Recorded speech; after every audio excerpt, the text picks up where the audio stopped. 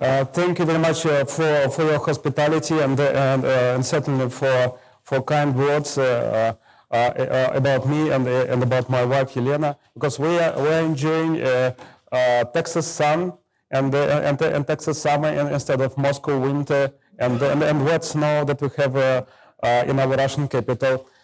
So for us, it's really amazing time, and we're very excited now to be here. Thank you very much for that. And it is honor for me to be a guest and to work in the Keston Center for Religion and Politics and Society in Baylor University, because it's really has great archives about religious freedom in post-Soviet space. You know that religious question is a really hot topic in political agenda just now, and that is not only the problem of global persecution and global discrimination against Christians in different countries of the world, but that is also a question of surviving of national identities in many countries of the world, and also in Russia. Now, Russia is a huge space between Baltic Sea and Pacific Ocean, so it's that is a really big territory, and there is a question if Russian Christianity will bear a part in the building of democratic society in Russia. And also if Russia could be an example for other post-Soviet republics, for example, for republics of Central Asia or for Belarus, maybe not for Ukraine now, because we have crisis and the war, civil wars, but for other republics of post-Soviet space. So there are many questions, global questions, and also regional questions about the role of religion in politics and society. And certainly that is a question of information security, because religion involved in Russian propaganda, in propaganda of Putin's regime, of authoritarian authorities, officials in Russia. They're using Orthodox Church just to push forward some political questions. I want to start with my background, research background. That is a Keston background of Keston service, because I'm a member of Russian team of Keston Institute that founded a Keston Center for Religion, Society, and Politics here. And that is a main source of our research and of our conclusions about religious life in Russia. That is very important to understand. What is the Keston research and our service, because we took interviews from believers, from officials, so we have just many sources of information. And I used some illustrations, photos from our field research. So you could see some illustrations. We are in Kalmykia. We're in Kalmykia, in one of I think Buddhist temples there. That is in brief on the Keston service and the chronicles of our encyclopedia of religious life in Russia today. So some points about our history and the history of our encyclopedia. It's important to say that we begin we began at 1998. So in the next year, it will be anniversary, 20th anniversary of our field research. Though that idea was created in the middle of 90s. And we still continue our research. So that is some photos from a book launch in Moscow in our Institute of Europe-Russian Academy of Sciences. At that time, we published 11 books in Russian about religious life in Russia today, about Russian regions, and also special encyclopedia about religious associations and different movements in Russia. It was about 250 trips, and we took about 2,000 interviews, and that is in-depth interviews, sociological interviews with believers. So it's also a huge work. I put one quote from the article of Ksenia Danon, president of Keston Institute, but I want to emphasize your attention on one point about Putin's regime in Russia and about our service in Russia. That now Putin's authoritarian regime is clearly closing doors. We know that we took an opportunity which may not now reappear for generations. So we're trying to use that opportunity to hold our research. That is the photos in Northern Republic of Komi in Russia, and this is Lutheran pastor. This is Lutheran pastor, and he hosted us and with Russian tea with some pie in his apartment, and that is apartment and the church in the same time. What is the Keston approach in that service? It's a social anthropological approach, and I like the definition of American sociologist John Geertz that called the combination of field research and monitoring of mass media and academic research. He called that as thick description. So we made thick description of a situation in Russia in general and also in Russian regions. So what about Russian situation and Russian religion? That is some sociological polls. When we started our project, it was a great surprise for us, because in Russia there was no sociological polls about religion and about concrete religious groups and movements.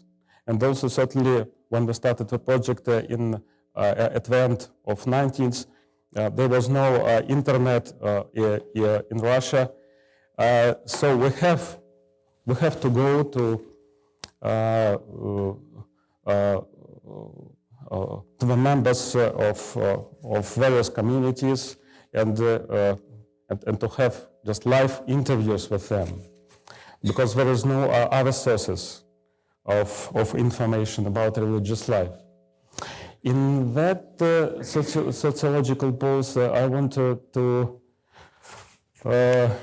say about one number, that is the 4% of Christians without denomination.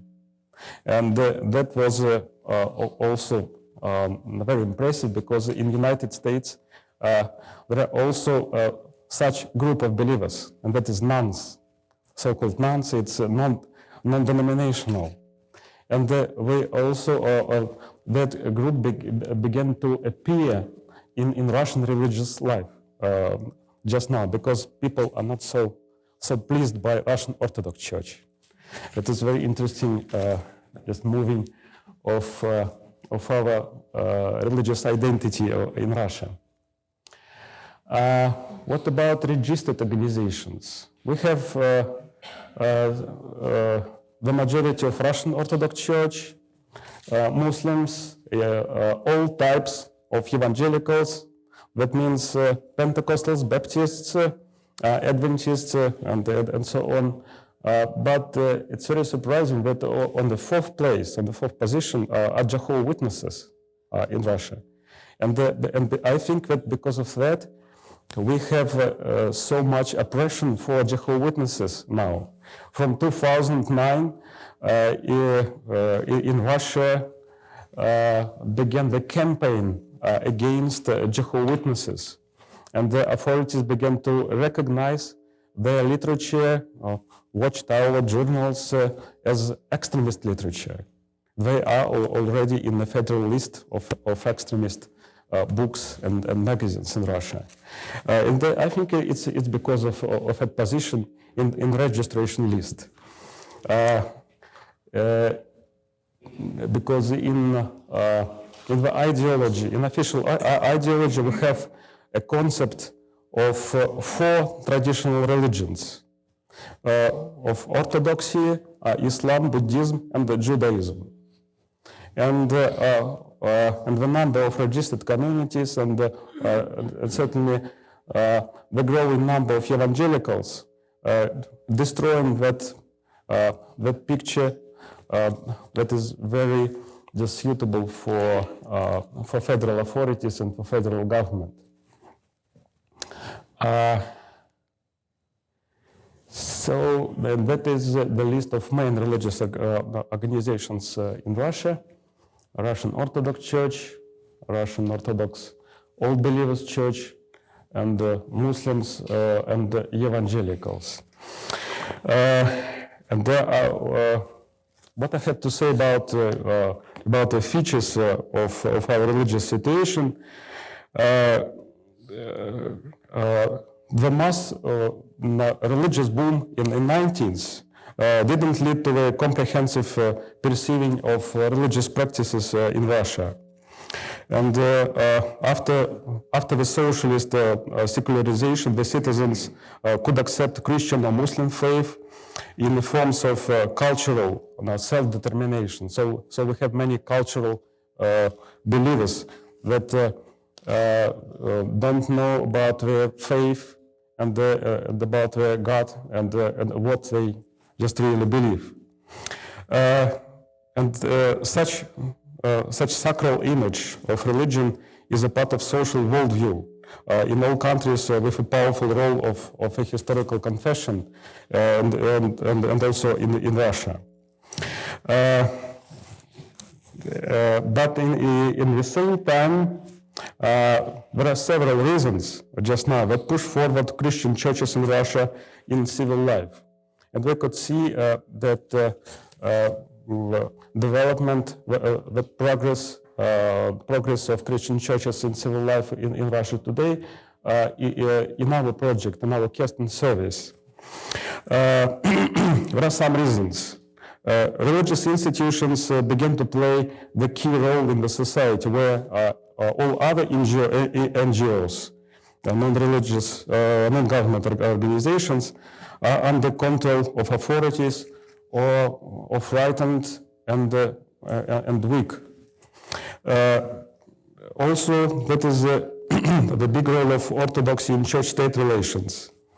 And that big role, political role of Orthodox Church, forces other Christian confessions and Islam to be active to avoid the discrimination.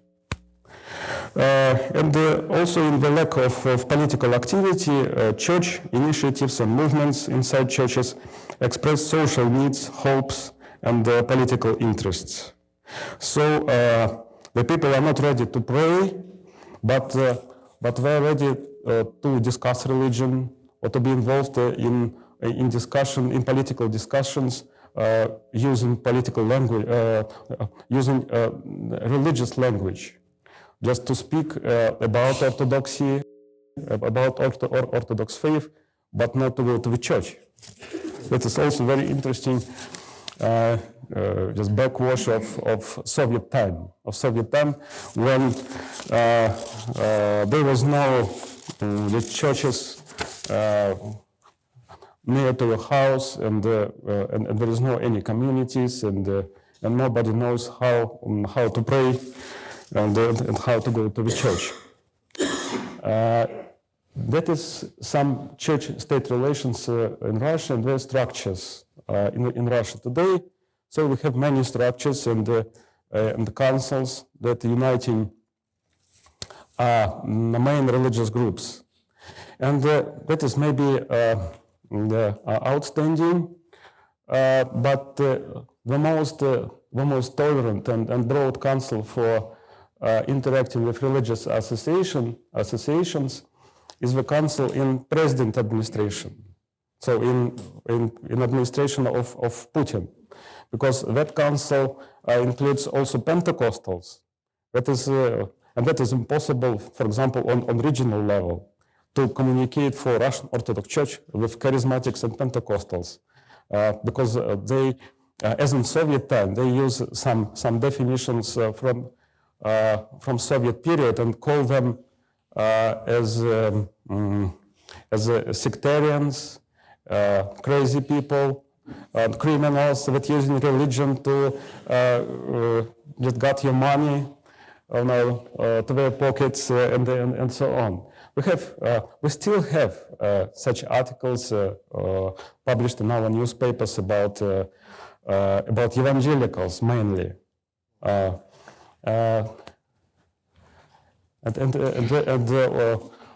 were written by Orthodox activists. Also, one interesting thing that the Moscow Patriarchate also has his own interreligious council, and that council includes only representatives of 4 traditional religions. So it's only 2 Muslim leaders, 2 Judaist leaders, and 1 Buddhist, and Russian Orthodox Church. There is no Catholics, for example, and there is no Old Believers even. So it's you could see how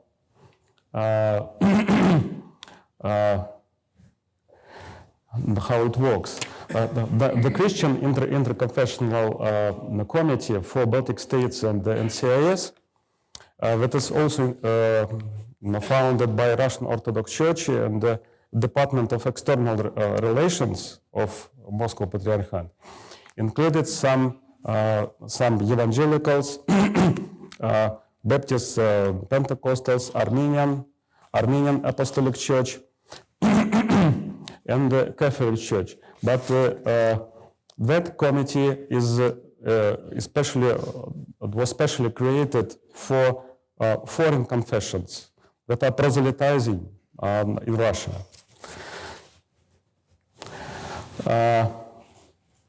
So just now, religion just survives in Russia as also an expression of political interest, because religious institutions began to play the key role in the society, and also we have the rise of religious fundamentalism as in the global world.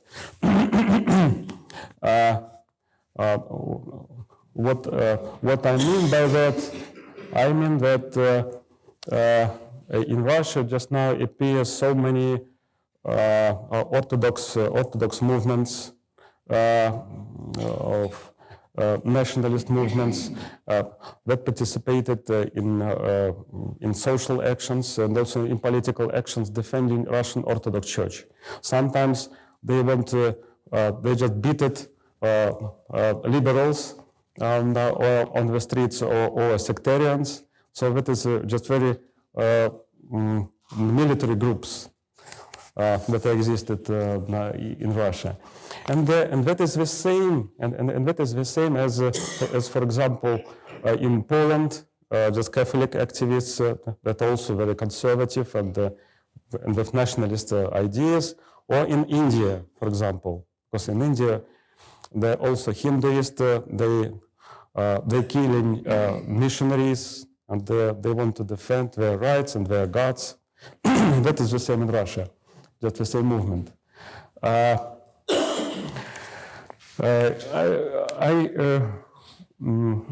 Here I want to share with you some insights from our service about religious life. And also this is a picture from Kostroma, where this is Sergei Filatov with me, and Orthodox priest, Father Georgy Edelstein. This is very famous priest, and his son, he was very famous in Soviet times. He's a decent, religious decent, and his son serves as a minister of Israel government just now.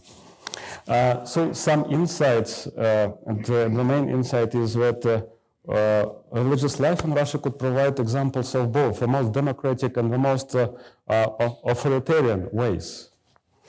And those are many contradictions in religious policy because of that. We have a great level of religious diversity in the regions, and diversity of religious policies in different Russian regions, for example, as in different Chinese regions, because that is just varies, and that is depend from the role of various confessions, and every region could have his own set of traditional religions in that sense.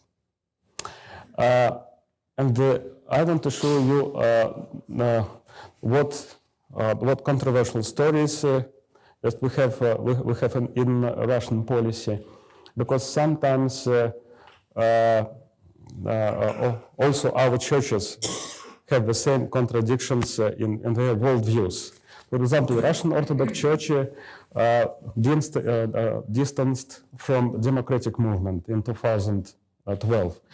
Evangelicals were also supporting Russian statehood, and they are very patriotic after Ukrainian crisis and the Ukrainian revolution, because they're always under suspicion from officials for their activity. But in the same time, Orthodox social and missionary projects on the parish level, they are very democratic. And there are many young people in Orthodox parishes. They are not so pleased by the policy of Patriarch Kirill. And we met with many Orthodox priests that openly criticized Patriarch Kirill. And the evangelicals, also on the level of their autonomous communities, as we have also in the United States, they are raising the members of their communities as true citizens, that standing for the success of their own district, region, and their own country. And certainly they are democratic in their mind. I found also some citations, some quotes from Patriarch Kirill and President Putin.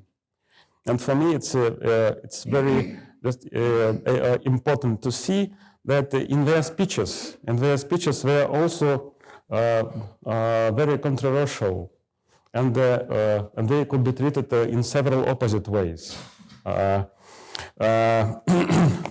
think I haven't time just to quote them, but in fact, for example, President Putin officially, President Putin and our Prime Minister Medvedev are standing for democracy, but they are totalitarian. but we're providing totalitarian policy for our NGOs and for our society.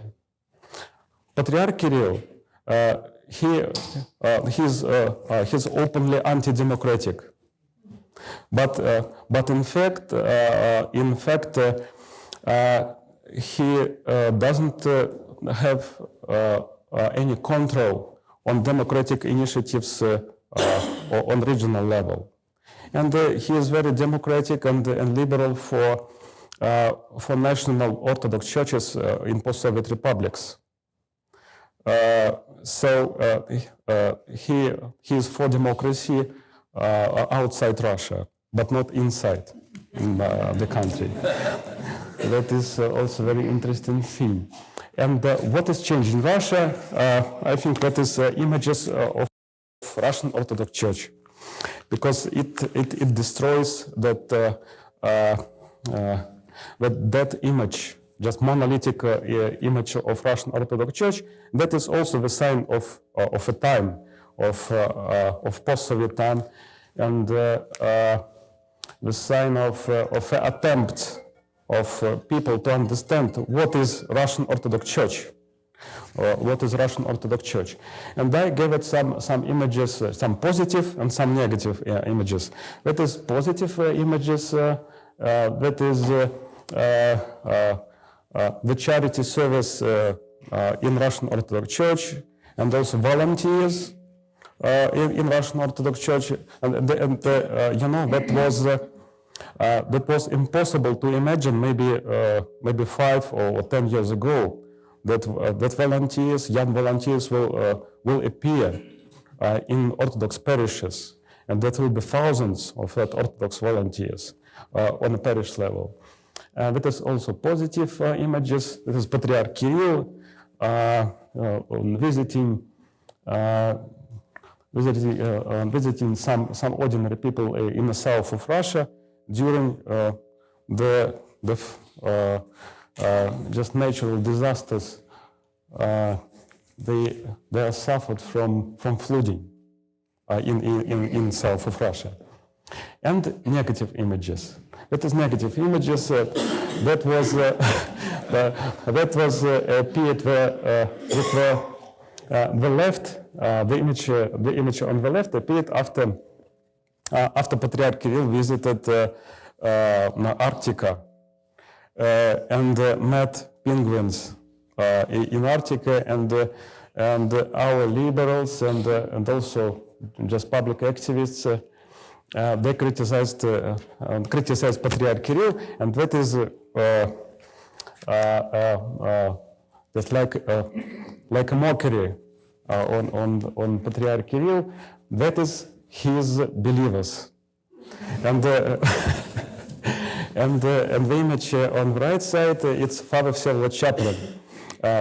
He is a former official speaker of Russian Orthodox Church, and he always declared that Russian Orthodox clergy, and especially bishops, they have a right just to have luxurious cars and buildings and luxurious clothes and watches for $20,000 US, and that is what is called in Russian demotivators.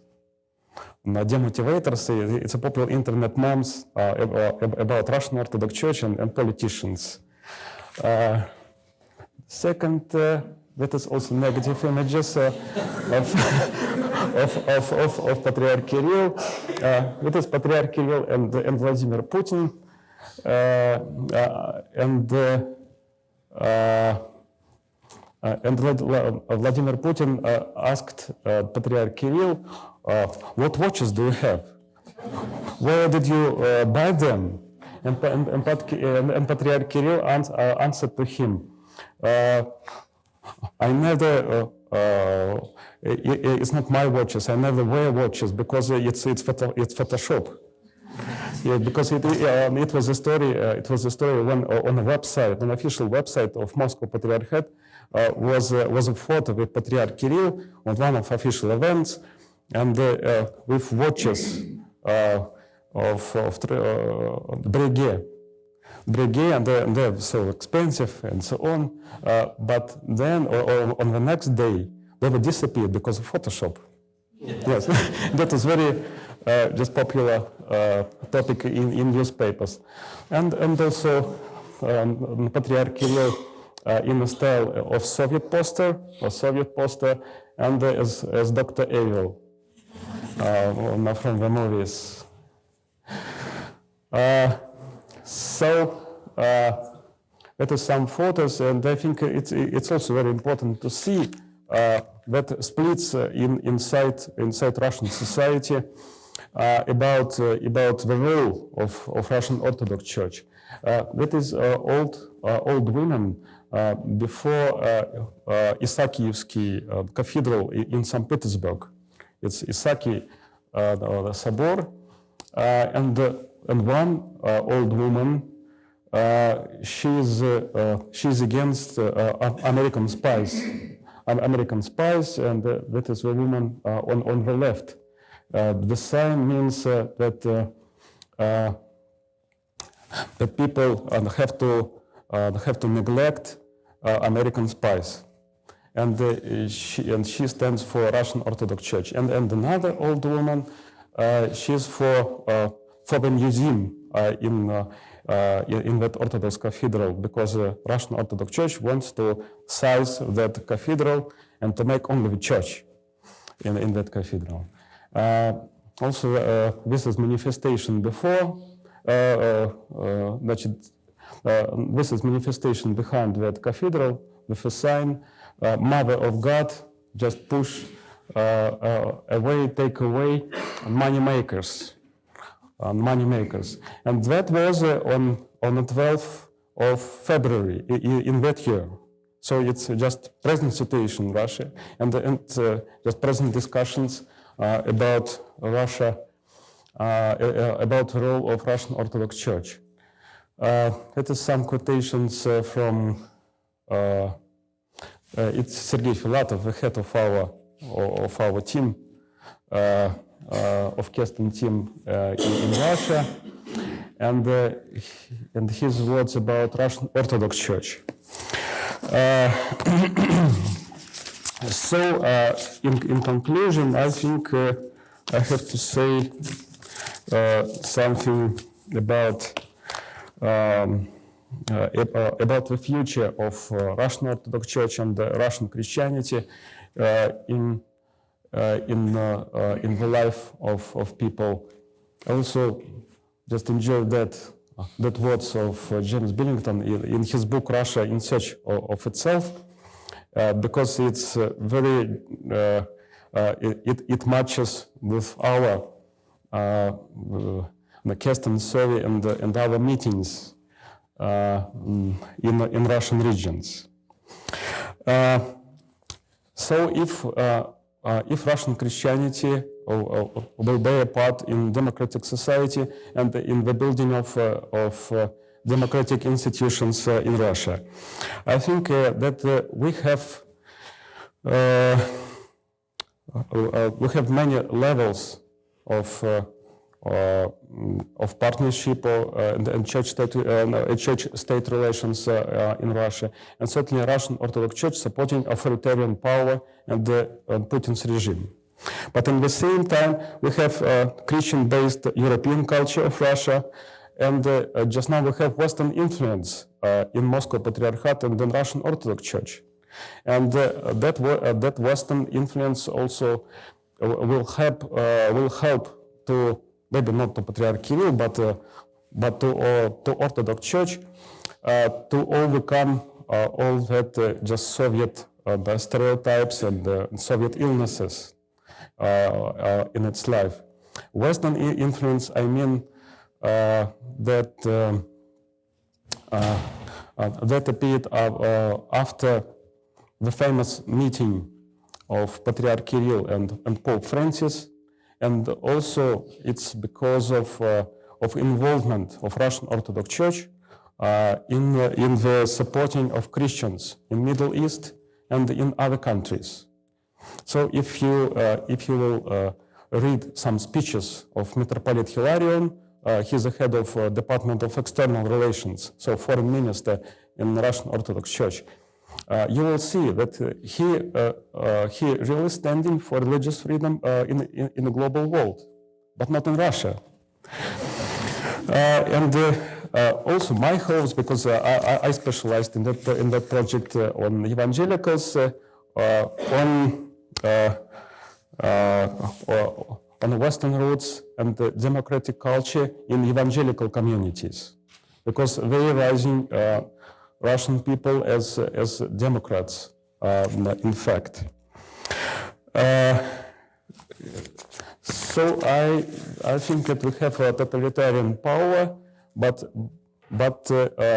rather democratic society, and certainly we have to communicate with the global world, with other countries, and we have to communicate without borders and without sanctions, to open our society, just to help to develop all that democratic values in our society, and certainly we have to pray together, our Christians and their brothers abroad.